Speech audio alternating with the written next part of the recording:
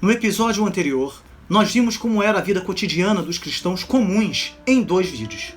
Compreendendo todos os temas abordados nestes vídeos, nós podemos avançar na história de uma forma mais preparada na construção do nosso conhecimento.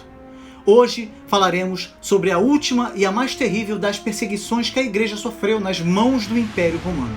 A perseguição que se deu no governo de Diocleciano e seus sucessores, do ano 303 ao ano 313.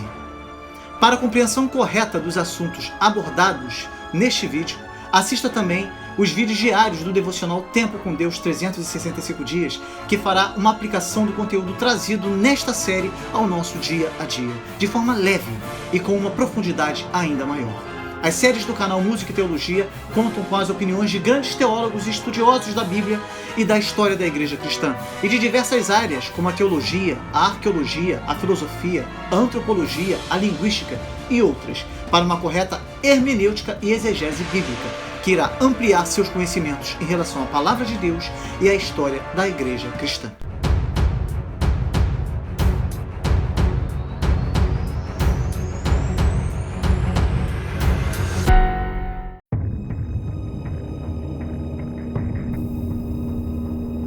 Depois das perseguições de Décio e Valeriano, a igreja gozou de relativa tranquilidade. Mas nos fins do século III se desatou a última e a mais terrível das perseguições feitas pelo Império Romano. Em 284, Diocleciano chegou ao trono imperial. Segundo Daniel Rops, Diocleciano era um homem grande, de nobre estatura, de aspecto vigoroso e um temperamento violento, cheio de contradições. Ele tinha uma origem humilde e alcançou proeminência no exército até chegar ao posto de imperador, sendo elevado a esta posição por seus soldados, conforme o costume daquela época. Embora ainda continuasse a ser necessário para o Império empreender guerra defensiva em suas fronteiras, a crise militar do terceiro século estava sob o controle de Diocleciano, e ele voltou a sua atenção para a reconstrução interna, dinástica, militar e econômica. O primeiro passo em seu programa, que foi desenvolvido gradualmente, foi indicar, no ano 285, um segundo imperador para partilhar sua autoridade e supervisionar os negócios na porção ocidental do império. Portanto, 2 imperadores passaram a compartilhar o título de Augusto: Diocleciano, no Oriente, e Maximiano, no Ocidente. Maximiano adotou o sobrenome de Hércules, enquanto Diocleciano reservou para si o de Júpiter. E isso já mostra a diferença entre eles. Com tal passo, Diocleciano evidentemente esperava assegurar não apenas que haveria uma supervisão mais efetiva da máquina administrativa em cada setor do império, mas também que o imperador nunca mais teria que conduzir campanhas militares em 2 frentes simultaneamente. Seu próximo passo, tomando poucos anos depois, foi associar 2 imperadores juniores chamados Césares, aos quais foram atribuídas seções do império para governarem e defenderem: Galério, sob o comando de Diocleciano, e Constâncio Cloro, pai de Constantino o Grande, sob o comando de Maximiano. Esses 2 Césares também foram designados herdeiros aparentes dos seus Augustos. Isso não significava, obviamente, que agora havia 4 impérios separados. Embora cada Augusto e cada César tivesse sua própria capital, sua própria equipe administrativa encabeçada por um prefeito pretoriano e seu próprio exército móvel, todas as leis e decretos eram emitidos conjuntamente. O império era um, ainda que seus governantes fossem 4. Conforme o pacto tetrárquico, o imenso império foi dividido em 4 zonas, confiadas a cada um deles. Tréveris, Milão, Sírmio e Nicomédia foram as novas capitais, substituindo Roma. Todas elas eram próximas das fronteiras ameaçadas. As reformas de Diocleciano, além de organizar o império em uma tetrarquia ou governo de 4, não pararam por aí. Ele duplicou o número de províncias, redesenhando as fronteiras, e então agrupou essas novas províncias em áreas administrativas maiores denominadas dioceses, cada uma das quais foi submetida a um vigário ou governador-geral. Ele iniciou o processo de reorganizar o exército e separar a autoridade civil do comando militar. No interesse da autocracia imperial, ele retirou do Senado romano os últimos vestígios de sua antiga autoridade política. Diocleciano, resumindo, iniciou a criação daquela forma do Império Romano que iria sobreviver com sua capital em Bizâncio até o ano de 1453. A religião, contudo, era realmente um problema para o Império nas questões referentes à eficiência militar e à administração civil. Diocleciano e seu colega, como seus predecessores e sucessores, entendia que o destino de Roma dependia, em última instância, de sua aliança com seus deuses. E é importante constar que a esposa de Diocleciano, Prisca, e sua filha, Valéria, que era esposa de Galério, eram cristãs. No entanto, para Diocleciano e para seu César Galério, os deuses eram os antigos protetores de Roma. Mesmo diante do fato de que Galério, para não mencionar outros nos círculos da corte, era abertamente hostil para com o cristianismo, Diocleciano não visava a extirpação das outras religiões. Ele exibiu a mesma tolerância que havia marcado a política de seus predecessores. No entanto, seu subordinado, o César Galério, trataria de convencê-lo de que a existência do cristianismo estava rompendo o pacto entre Roma e seus deuses.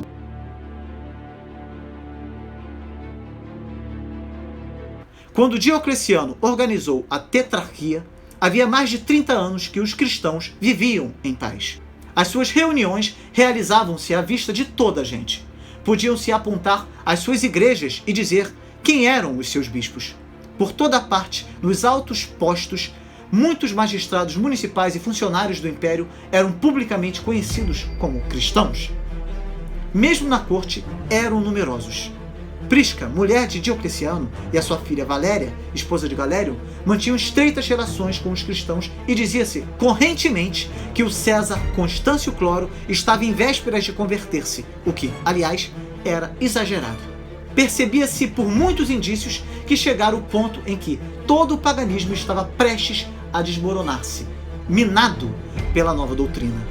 E durante 10 anos, Diocleciano, que não podia desconhecer esse estado de coisas, nada fez para modificá-lo. São bastante obscuras as causas da perseguição que rebentou no ano 295. O historiador cristão Lactâncio, que frequentou a casa imperial e que, portanto, devia estar informado, afirma com todas as letras que Galério foi o responsável pela perseguição. Parece que os conflitos tiveram início no exército, pois a atitude dos cristãos em relação ao serviço militar não era uniforme. E embora muitos autores da época nos digam que os cristãos não deviam ser soldados, sabemos por outras fontes que havia grande número de cristãos no exército, mesmo diante do fato de que muitos cristãos se opunham ao serviço militar, porque algumas das cerimônias militares eram de caráter religioso, tornando difícil ao soldado cristão o abster-se de participar na idolatria. E segundo Justo Gonzalez, por volta do ano 295, vários cristãos foram mortos. Uns por negarem-se a serem forçados ao trabalho imposto pelas autoridades imperiais e outros porque tentaram abandonar o exército. O que aconteceu foi que, aos olhos de Galério, a atitude dos cristãos com relação ao serviço militar envolvia um sério perigo, pois era possível que em algum momento crítico os cristãos que estavam no exército se negassem a obedecer ordens. Logo, como uma medida necessária para a moral militar, Galério convenceu a Diocleciano da necessidade de expulsar os cristãos das legiões. O edito de Diocleciano, a esse respeito, não decretava a pena de morte nem outro castigo, senão a mera expulsão do exército. Mas, em alguns lugares, devido talvez ao excessivo zelo dos oficiais, os soldados cristãos foram obrigados a oferecer sacrifícios diante dos deuses, e o resultado disto foi que houve algumas execuções, todas elas no exército do Danúbio, que estava sob as ordens de Galério. No entanto, por causa de Galério, a perseguição não se resumiu a estes fatos. Galério convenceu Diocleciano de que, além de insultar os deuses, recusando-se a reconhecê-los, a presença destes cristãos no exército impedia os deuses de se manifestarem a favor do império. Quando, em 302, os adivinhos imperiais de Antioquia consultaram as entranhas dos cristãos mortos e não acharam quaisquer indícios do futuro, o seu chefe, um tal Tangis, declarou que a presença dos cristãos no exército bloqueava os poderes divinos e que, fazendo o sinal da cruz, esses homens tinham conseguido frustrar todos os vaticínios. Impressionado, Diocleciano acabou por ceder, e os conselhos reunidos pronunciaram-se pela solução da força. Consultado o oráculo de Apolo em Mileto, teve uma resposta tão estranha como a exclamação do adivinhador de Antioquia: certos homens, espalhados pela terra, impedem-me de prever o futuro. Desta forma, estavam lançadas as sortes.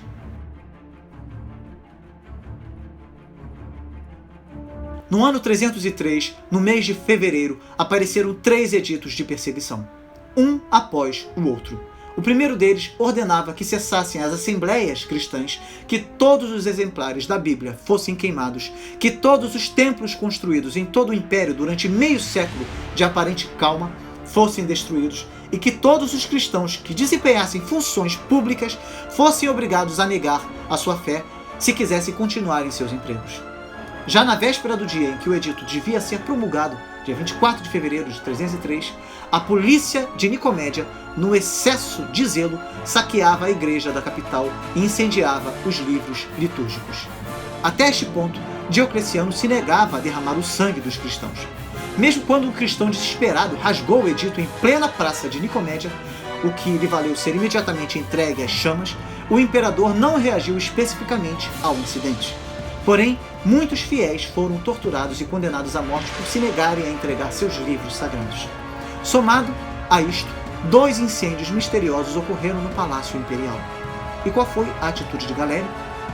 É claro que ele acusou os cristãos de terem cometido esses crimes contra o Império, dizendo que os incendiários procuravam vingar-se da destruição de suas igrejas.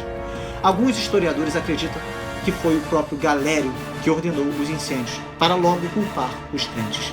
Diocleciano ficou furioso e exigiu que todos os cristãos da corte deviam oferecer sacrifícios diante dos deuses.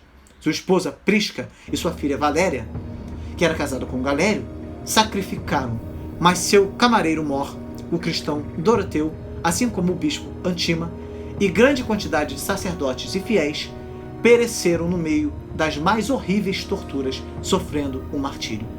Em todo o resto do império, continuaram sendo destruídas as igrejas e queimados os livros sagrados, com exceção dos territórios que pertenciam a Constâncio Cloro, que se limitou a destruir algumas igrejas, mas não insistiu na entrega dos livros sagrados. Pouco tempo depois, houve alguns distúrbios em diversas regiões, e Diocleciano se convenceu de que os cristãos conspiravam contra ele. Então, em 304, um 4º edito ordenava, primeiro, que todos os chefes das igrejas fossem encarcerados e depois que todos os cristãos em todo o império tinham que sacrificar diante dos ídolos. Assim se desatou a mais cruenta de todas as perseguições que sofreu a Igreja Antiga. No Oriente, de modo geral, e no norte da África e na Itália, esta perseguição foi intensa. E os efeitos desses editos não foram diferentes daqueles das perseguições anteriores sob Décio e Valeriano, onde se fazia todo o possível para incitar os cristãos a abandonar a fé. Acostumados como estavam à tranquilidade das décadas anteriores, muitos cristãos sucumbiram ante as ameaças dos juízes. Aos demais foram-lhes aplicadas torturas de toda sorte, e foram mortos em meio aos mais diversos suplícios. Em alguns lugares os cristãos eram encerrados nos templos e depois ateavam-lhe fogo com todos os membros no seu interior. Outros se ocultaram, muitos deles levando consigo os livros sagrados. E até houve muitos que cruzaram a fronteira e se refugiaram no território persa.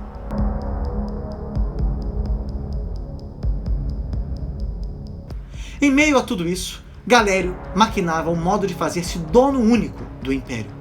No ano 304, Diocleciano ficou doente gravemente, e ainda que sobrevivesse à sua enfermidade, ficou entretanto bastante débil e cansado.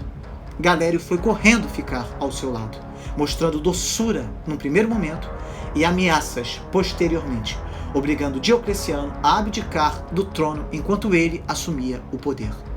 Ao mesmo tempo, Galério havia reforçado seu exército e convenceu Maximiano de que, se não abdicasse ele também, invadiria seus territórios e se seguiria a guerra civil. Por fim, ambos Augustos abdicaram ao mesmo tempo, no ano 305. Como tinha ficado estipulado anteriormente, Constâncio Cloro sucedeu a Maximiano, passando a ser o segundo Augusto, juntamente com Galério. Galério aproveitou a influência e prestígio de Diocleciano e o obrigou a nomear os 2 Césares, Maximino Daia, que era filho de sua meia-irmã e que ficaria sob a sua autoridade, e Severo, que ficaria sob a autoridade de Constâncio Cloro. Repare que o sistema tetrárquico estabelecia que cabia ao Augusto designar o respectivo César, mas isso não foi feito, e os herdeiros naturais, Constantino e Magêncio, foram afastados do trono. Os soldados não gostaram desta decisão, pois entre eles, Constantino e Magêncio eram muito populares.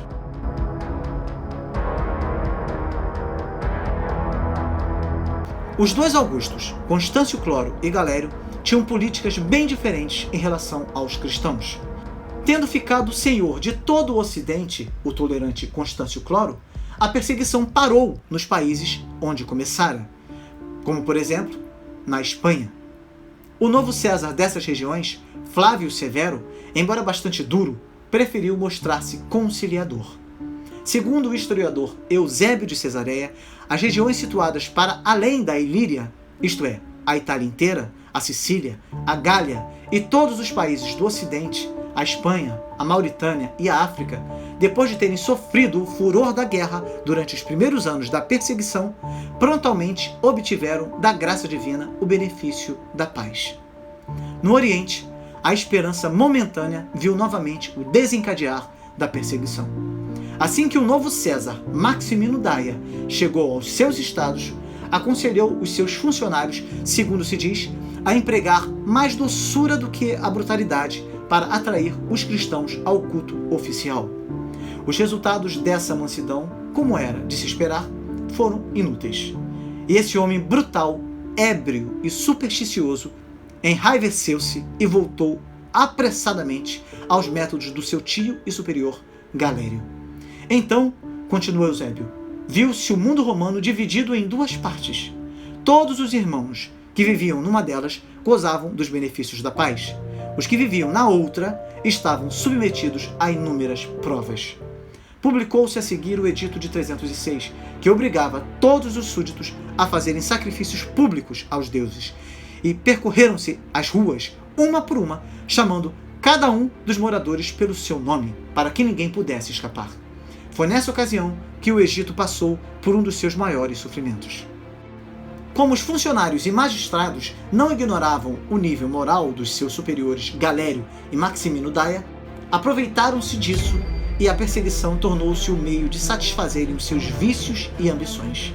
Viu-se então o que jamais se tinha visto: cristãos suicidarem-se para fugir à desonra.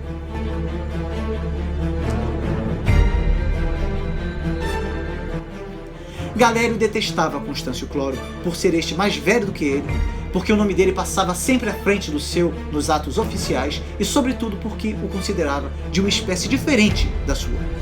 Com a morte de Constâncio Cloro em 306, Constantino foi coroado imperador pelo exército em 25 de julho e aceito por Galério como parte da tetrarquia, recebendo o título de César, mesmo contra a vontade de Galério.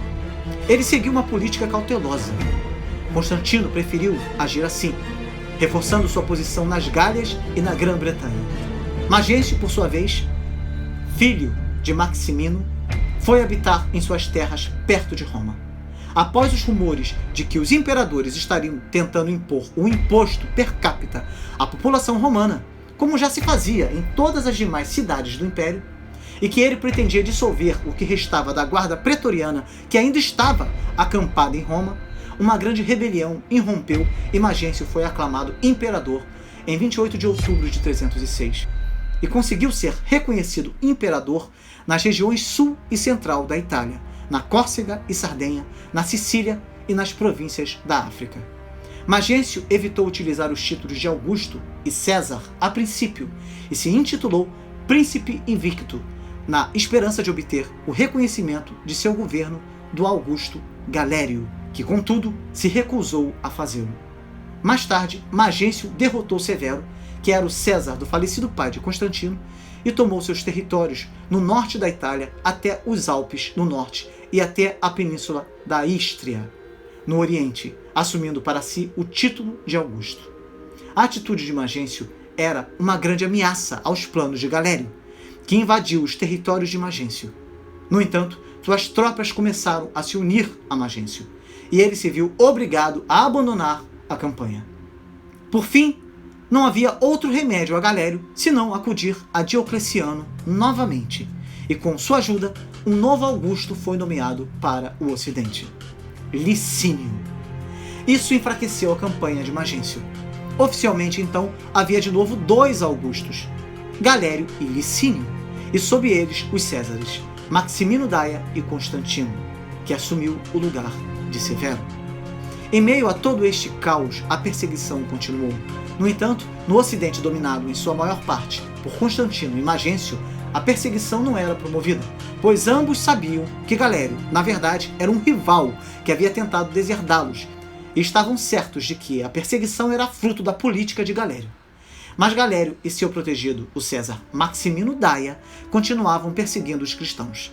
Maximino aperfeiçoou a política de seu chefe e tio, pois, segundo nos conta o historiador Eusébio, nos territórios de Maximino, o que se fazia era vazar um dos olhos dos cristãos ou quebrar-lhes uma perna, e então enviá-los a trabalhos forçados nas pedreiras. Mas ainda assim, muitos dos condenados formavam novas igrejas e, com o tempo, foram mortos ou deportados de novo. As listas dos mártires é muito grande. O sistema tetrárquico estava abrindo fendas para todos os lados. Antes de morrer, no ano 315 ou 316, Diocleciano só pôde presenciar o reaparecimento exato de todas aquelas misérias que procurara sanar a todo custo. Surgiu novamente a doença da sucessão, que fora sempre a do Império. Durante 9 anos, travaram-se lutas civis tão violentas como as da anarquia militar no século anterior. As legiões voltaram a fazer ou a executar imperadores com a maior facilidade. Em certo momento houve nada menos que 6 Augustos simultaneamente, todos pretendendo ser os únicos, cada um deles, evidentemente, dotado do seu exército. Muitas províncias conheceram de novo as amarguras e as ruínas da passagem de tropas e das batalhas. E mesmo quando aparecer o vencedor, Constantino, serão necessários 10 anos para que ele se imponha. De 305 a 324, o mundo romano não soube o que era a paz. No meio de todas estas perturbações, a Igreja continuava a sofrer terríveis provações aqui e além. No entanto, observa-se um fato importante, cada vez mais nítido, uma espécie de hesitação na violência anticristã, proveniente com certeza de se reconhecer a força política que a Igreja representava naquele momento, e de alguns dos adversários políticos desejarem fazer dela uma aliada.